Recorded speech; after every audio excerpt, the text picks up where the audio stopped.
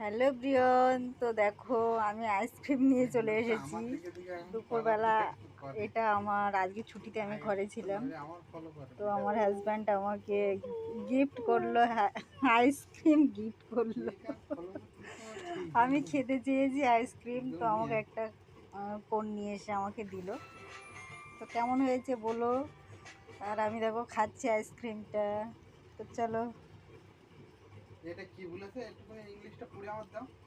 এটা your video good reel your video cloud, এটা বাংলা করো তো।